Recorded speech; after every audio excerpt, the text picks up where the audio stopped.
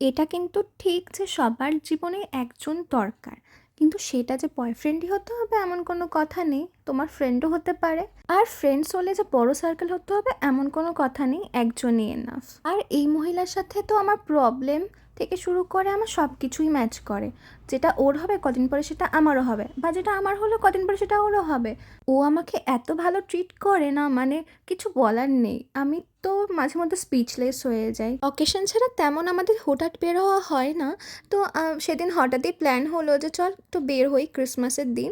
তো বেরিয়েছিলাম, আর ভিড় দেখে তো মাথা খারাপ হয়ে গেছে, দুর্গাপূজার থেকেও বেশি ভিড়। এই ভিড় ঠেলে আমরা ফার্স্টে পার্কে গেছি, ওখানে 10 মিনিটের মতন দাঁড়িয়েছিলাম, তারপর আবার বেরিয়ে পড়েছি। রাস্তায়ও তেমনই ভিড়। আর আলিপুরদুয়ারে গত 1 বছর ধরে ক্রিসমাস ডে সেলিব্রেট হচ্ছে। তো রাস্তা তো দেখতেই পাচ্ছ, তো ভিড়, তবে খুব সুন্দর সাজিয়েছে রাস্তাগুলো। তারপর একটু কিছুক্ষণ ভিডিও নিয়ে তারপর আমরা বেরিয়ে পড়েছি। আর দেখো আমাকে এখানে লাফ বাইট কেকটা কিনে দিয়েছে। এরপর আসার সময় আমরা বিরিয়ানি কিনে নিয়ে এলাম ডিনারের জন্য। তো আজকের জন্য এতটাই, ভালো লাগলে অবশ্যই সাবস্ক্রাইব করতে ভুলো না।